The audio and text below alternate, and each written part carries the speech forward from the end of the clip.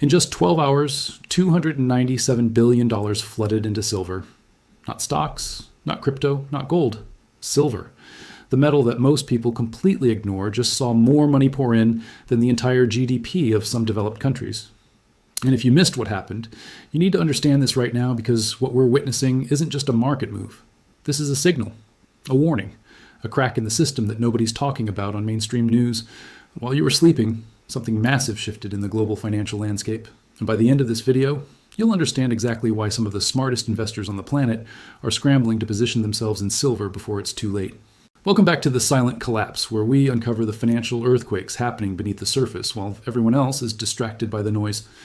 If you're new here, this channel is dedicated to bringing you the truth about what's really happening in our economy, our markets, and our money. We don't do clickbait, we do deep dives. We connect the dots that others won't. And today, we're going to pull back the curtain on one of the most significant capital movements in recent history. Before we go any further, do me a quick favor. If you appreciate real financial analysis without the sugarcoating, hit that like button right now. It takes 1 second, and it helps this message reach more people who need to hear it. And if you haven't subscribed yet, subscribe and turn on notifications, because what we're covering today is just the beginning of a much larger story that's going to unfold over the coming weeks and months. So let's get straight into it. $297 billion into silver in 12 hours. To put that in perspective, that's more than the market cap of companies like Coca-Cola or Netflix. That's an amount of money that could fund entire nations for years. And it moved into a single commodity in half a day. The question everyone should be asking is simple. Why? Why would that much capital suddenly rush into silver? What do these investors know that the general public doesn't? To understand what just happened, we need to look at what silver actually represents in the current economic climate. Silver isn't just a precious metal. It's not just jewelry or coins sitting in your grandfather's safe. Silver is an industrial metal that's absolutely critical to modern technology. We're talking about solar panels, electric vehicles, electronics, medical equipment, and, increasingly, the green energy transition that governments around the world are pushing harder than ever before. Every single solar panel uses silver. Every electric vehicle uses significantly more silver than a traditional car. The demand side of this equation has been building for years, but something changed in the last 12 hours that caused smart money to move with unprecedented speed. Here's what most people don't realize. The silver market is actually relatively small compared to other commodities and financial markets. The entire above-ground silver supply that exists in investable form is worth a fraction of what flows through stock markets every single day. This means that when large amounts of capital decide to move into silver, the impact is massive and immediate. It's like trying to pour an ocean into a swimming pool. The price action becomes explosive because there simply isn't enough supply to absorb that level of demand without significant price movement. Now, let's talk about what likely triggered this 12-hour surge. Multiple factors have been converging for months, but something specific happened that acted as a catalyst. First, we need to look at the banking sector. Over the past few weeks, there have been quiet but significant stress signals coming from regional banks and even some larger financial institutions. We're not talking about front-page news here. We're talking about balance sheet deterioration, liquidity concerns, and derivative exposures that most retail investors have no idea exist. When professional investors see these warning signs, they start looking for safe havens. They start looking for real assets that can't be printed into existence by central banks. Silver has historically been considered poor man's gold, but that perception is outdated and frankly dangerous if you're trying to understand what's happening right now. Silver moves faster and more violently than gold during periods of monetary uncertainty. It's more volatile, which means more risk, but also more potential reward. And right now, the risk-reward equation for silver has shifted dramatically in favor of anyone willing to position themselves before the mainstream catches on. Let's dig into the industrial demand side for a moment, because this is crucial. The International Energy Agency recently released projections showing that silver demand for solar panel production alone is expected to increase by over 200% in the next 7 years. 200%? That's not a typo. We're talking about an exponential increase in demand for a metal where mining production has been relatively flat, and in some cases, declining. Basic economics tells us what happens when demand skyrockets and supply can't keep up. Prices go vertical, and smart institutional money knows this. That's why they're positioning now, before the supply crunch becomes obvious to everyone else. Now, let's connect this to the broader economic picture, because nothing happens in a vacuum. We're living through a period of unprecedented monetary expansion. Since the financial crisis of 2008, central banks around the world have printed more money than was created in all of human history before that point. Let that sink in. More money has been created in the last 15 years than in thousands of years of human civilization combined. That money doesn't just disappear. It flows into assets. It creates inflation. It devalues savings. And it makes real assets, tangible things that can't be printed, more valuable over time. Silver is one of those real assets. You can't print silver. You can't create it out of thin air with a keystroke. You have to mine it out of the ground, refine it, process it. There's a physical cost and a physical limit to how much can be produced. And in a world where governments and central banks have shown they're willing to print unlimited amounts of currency to solve every problem, holding assets that have inherent scarcity becomes not just smart, but necessary for preserving wealth. Here's something else that's been happening quietly in the background. The squeeze in the silver market isn't just about industrial demand and monetary policy.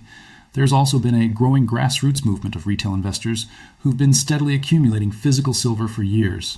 These aren't Wall Street traders.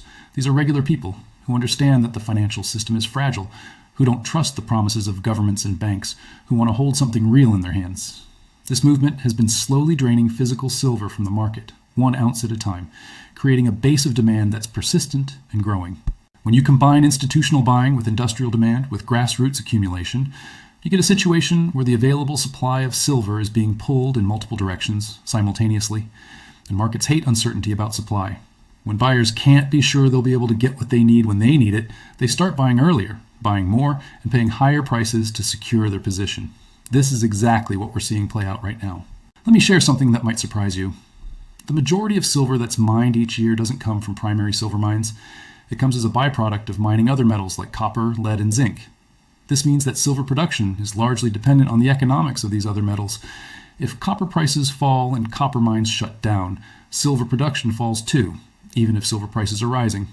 This creates a supply dynamic that's unusual and frankly unpredictable compared to other commodities.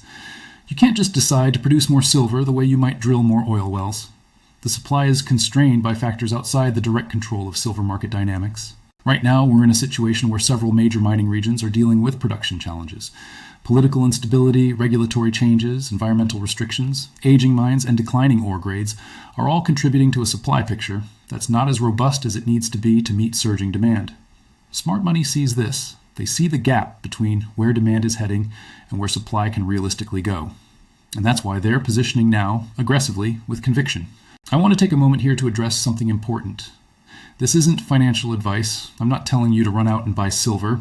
What I am doing is presenting you with information and analysis that you won't get from mainstream sources. Your financial decisions are your own, and you need to do your own research and make choices that align with your own situation and risk tolerance. But what I will say is this: ignorance is not bliss when it comes to your financial future. Understanding what's happening in markets like silver gives you the knowledge to make informed decisions, whether that means buying, waiting, or simply being aware of the forces shaping our economy. So where does this go from here? If history is any guide, moves like this don't happen in isolation. The $297 billion influx in 12 hours isn't the end of the story. It's the beginning. Once momentum starts building in a market as leveraged and interconnected as precious metals, it tends to feed on itself. Higher prices attract more attention. More attention brings more buyers. More buyers push prices higher. The cycle continues until something breaks it, either through a major economic shift or through prices reaching levels where industrial users start cutting back on consumption. But we're nowhere near those levels yet. Silver is still historically undervalued compared to gold. The gold to silver ratio, which measures how many ounces of silver it takes to buy 1 ounce of gold, is still elevated by historical standards. Throughout history, this ratio has averaged somewhere between 15 to 1 and 30 to 1. Right now, we're well above that range, which suggests that silver has significant room to run just to catch up to where it should be relative to gold, not even accounting for the industrial demand surge that's coming. Before we go further, if you've made it this far in the video, you're clearly someone who thinks deeply about these issues. You're not satisfied with surface-level explanations. You want to understand the real dynamics at play. That's exactly who this channel is for. Make sure you're subscribed to The Silent Collapse, because we're going to be covering every development in this story as it unfolds. The next few months are going to be critical, and you don't want to miss what's coming. Let's talk about the geopolitical dimension of what's happening, because that's a piece of this puzzle that can't be ignored. We're seeing a fundamental restructuring of global power dynamics. The BRICS nations, that's Brazil, Russia, India, China, and South Africa, are actively working to create alternatives to the dollar-dominated financial system. They're talking about commodity-backed currencies. They're increasing gold reserves. They're building payment systems that bypass Western infrastructure. Silver fits into this picture because any commodity-backed currency system would likely include multiple precious metals, not just gold. silver's industrial importance makes it even more attractive as a potential component of a new monetary system. Now, I'm not saying we're going to wake up tomorrow to a silver-backed currency replacing the dollar. That's not how these transitions work. They happen slowly, then suddenly. But the foundation is being laid right now. The moves are being made. The alternatives are being built. And when the shift happens, whether it's next year or 5 years from now, the people who position themselves in real assets beforehand are going to be the ones who preserve and grow their wealth, while everyone else scrambles to catch up. There's also a technology angle here that's worth exploring. We're on the cusp of a massive expansion in renewable energy infrastructure. Governments around the world have committed trillions of dollars to green energy transitions. Solar power is a key component of that transition, and as I mentioned earlier, every solar panel requires silver. But it's not just solar. Electric vehicle production is ramping up globally. 5G infrastructure requires silver, medical technology is advancing rapidly, and silver has unique antibacterial properties that make it valuable in healthcare applications. The list goes on and on. What this means is that industrial demand for silver isn't speculative. It's not based on some hopeful projection that may or may not materialize. It's baked into announced projects, government mandates, and infrastructure plans that are already underway. This demand is coming whether silver prices go up or down, and that creates a floor under the market that didn't exist in previous decades, when silver was primarily a monetary metal. Now it's both, which fundamentally changes the equation. Here's something that should concern everyone paying attention. The strategic importance of silver is being recognized by nations, not just investors. Countries are starting to view silver as a critical material, essential to national security and economic competitiveness. We've already seen export restrictions and stockpiling behaviors with other critical metals. If major producing countries decide that silver is too important to export freely, or if they decide to build strategic reserves the way they do with oil, the available supply for the global market shrinks dramatically. This isn't a far-fetched scenario. It's a logical outcome of the current trajectory we're on. Let me paint a picture of what could happen if this trend continues and accelerates. Imagine a scenario where silver prices double or triple from current levels. Industrial users who need silver for manufacturing start scrambling. They can't just stop producing solar panels or electronics because silver got expensive. They have contracts to fulfill, customers to serve, assembly lines to keep running, so they pay whatever price is necessary to secure supply. This pushes prices even higher. Investors see the momentum and pile in. Retail buyers who've been on the sidelines see the news and start buying physical silver, creating even more demand. The feedback loop becomes intense. In this scenario, the people who positioned themselves early, who bought when prices were still reasonable and before the panic set in, those are the people who benefit enormously. They're not chasing. They're not buying at the top out of fear of missing out. They made their moves based on analysis and understanding of fundamentals, not emotion and headlines. Now, I want to address the skeptics because I know some of you are thinking this sounds too good to be true. You're thinking that if this was such a slam dunk, everyone would already be doing it. Here's the reality. Most people are not positioned to recognize opportunities like this. They're trapped in a mindset that only recognizes what mainstream media tells them to recognize. They buy when everyone else is buying and sell when everyone else is selling. They're always one step behind because they're following the herd instead of thinking independently. The smart money, the institutional investors who just moved $297 billion into silver, they're not following the herd. They're analyzing data. They're looking at supply and demand fundamentals.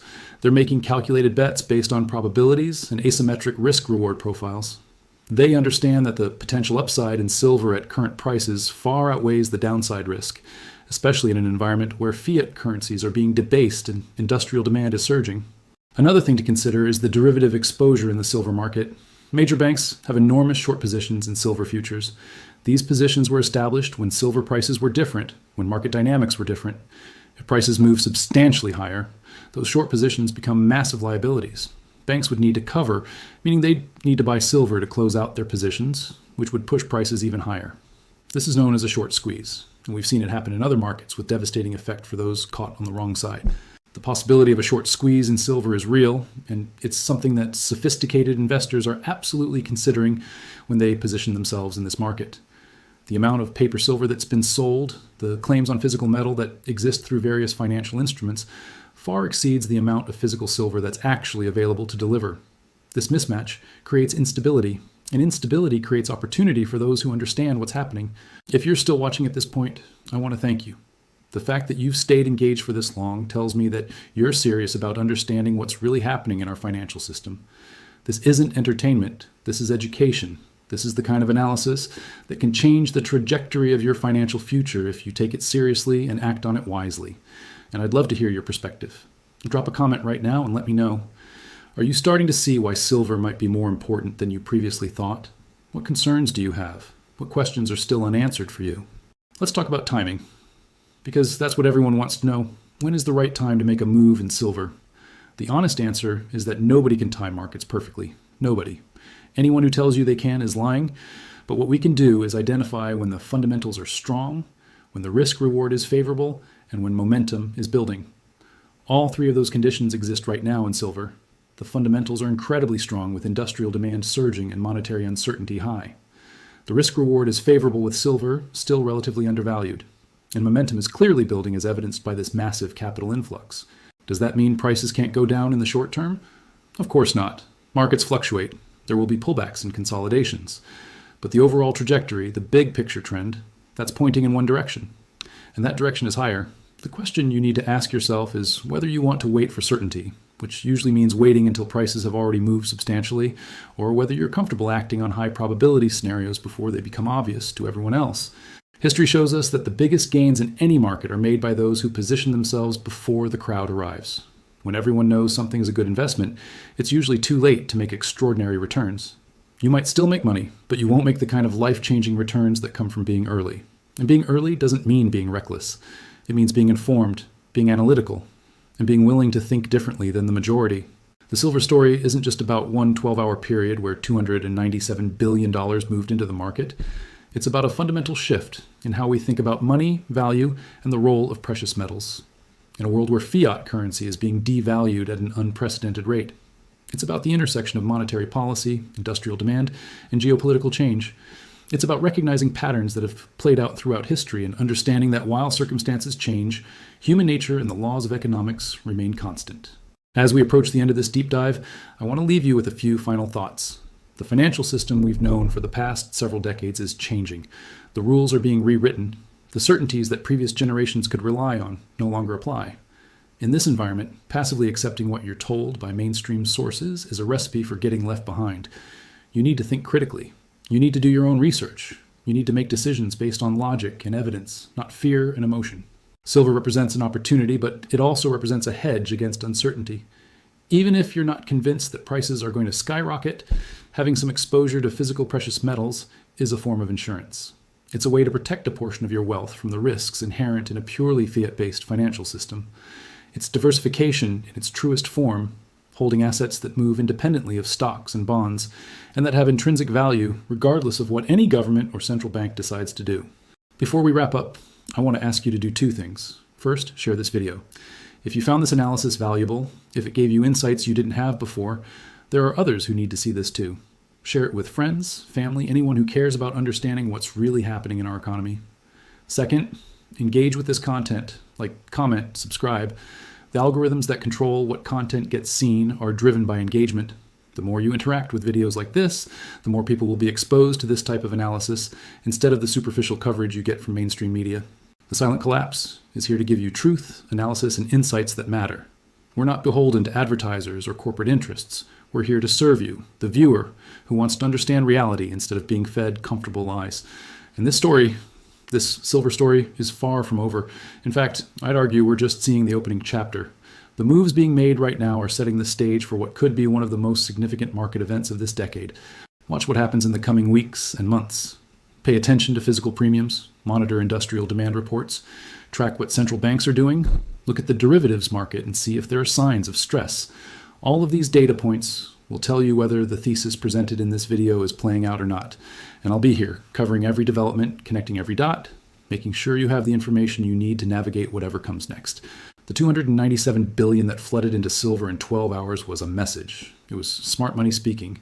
It was institutional capital voting with real dollars on where they think value is headed. The question is, are you listening? Are you paying attention? Or are you going to look back months or years from now and wish you had understood what was happening when there was still time to position yourself advantageously? The choice is yours, but make it an informed choice. Make it based on knowledge and understanding, not ignorance or complacency.